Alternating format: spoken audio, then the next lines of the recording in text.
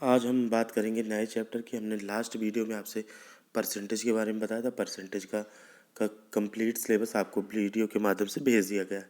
आज हम नया चैप्टर बात करेंगे प्रॉफिट एंड लॉस, कि प्रॉफिट क्या होता है, लॉस क्या होता है, discount and value added taxes and VAT.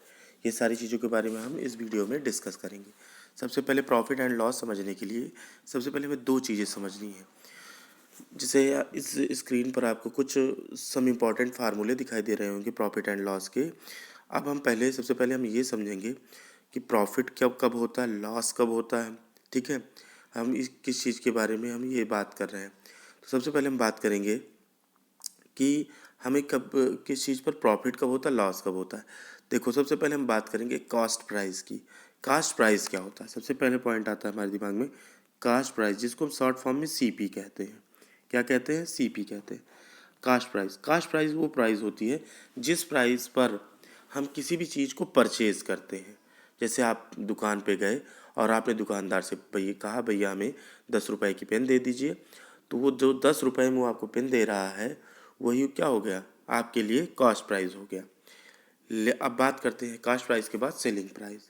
Selling price ये है, सेलिंग प्राइस का जो शॉर्ट फॉर्म होता है एसपी से हम डिनोट करते हैं।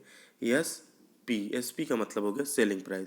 अब सेलिंग प्राइस क्या होता है, सेलिंग प्राइस जब कास्ट प्राइस पर पाई गई कोई वस्तु का, जब हम किसी चीज़ को परचेज कर लेते हैं और उसको जिस रेट पर परचेज करते हैं या तो उससे ज़्यादा या उससे कम रेट पर हम उस चीज़ को सेल करते हैं, बेचते हैं, तो वही हमारा सेलिंग प्राइस होता है। जैसे फॉर एग्जांपल वही एग्जांपल जो मैंने अभी बताया कॉस्ट प्राइस के लिए, आप किसी दुकानदार के यहाँ गए, आपने 5 रुपए की 10 रुपए की एक पेन ली।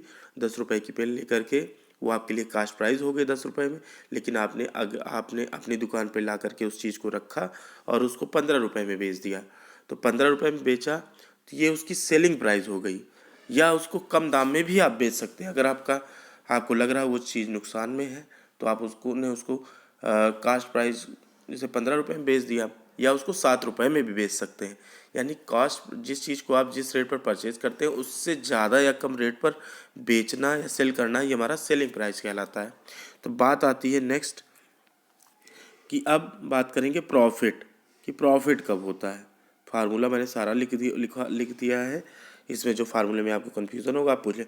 प्रॉफिट कब होता है, बात ये आती है, प्रॉफिट तब होगा जैसे आपने किसी चीज़ को 10 रुपए में ख़रीदा और उसे 15 रुपए में बेचा। तो यहाँ पे आपको क्या हो गया, प्रॉफिट हो गया। क्यों, क्योंकि आपने उस चीज़ को परचेज 10 रुपए में किया था लेकिन सेल किया था 15 रुपए में, तो आपको 5 रुपए का प्रॉफिट होगा। तब हमारा प्रॉफिट का ये फार्मूला लगेगा। प्रॉफिट इज इक्वल टू होता है, profit is equal to S P minus C P. यानी सेलिंग प्राइस से हम कॉस्ट प्राइस को क्या कर देंगे, माइनस कर देंगे। अब बात आती है लॉस की, कि लॉस कब होगा।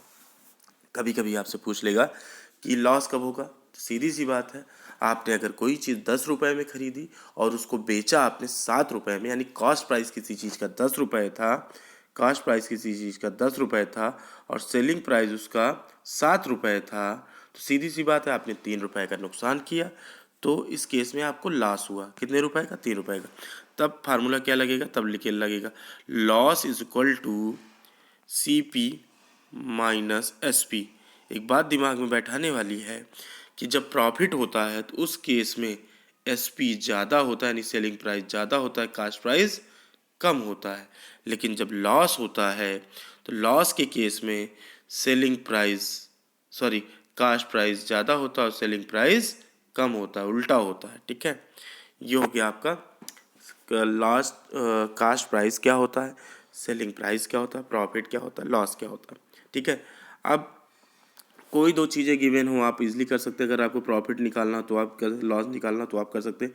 लेकिन अगर आपको प्रॉफिट दिया हो, कास्ट प्राइस दिया हो, तो सेलिंग प्राइस आप निकाल सकते हैं। सेलिंग प्राइस दिया हो, कास्ट प्राइस और लॉस कास्ट प्राइस दिया हो, लॉस दिया हो, सेलिंग प्राइस निकाल सकते हैं।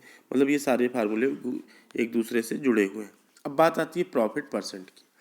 प्रॉफिट परसेंट हमेशा याद रखिएगा, प्रॉफिट, अब ये अगली कंडीशन आती है प्रॉफिट परसेंट की। ठीक है, कि कितना परसेंट का प्रॉफिट हुआ। तो हमेशा याद रखिएगा प्रॉफिट परसेंट या लॉस परसेंट हमेशा कास्ट प्राइस से ही निकाला जाता है। ठीक है, चलिए देखते हैं कि अगर आपको प्रॉफिट परसेंट निकालना हो तो प्रॉफिट परसेंट कैसे निकालेंगे।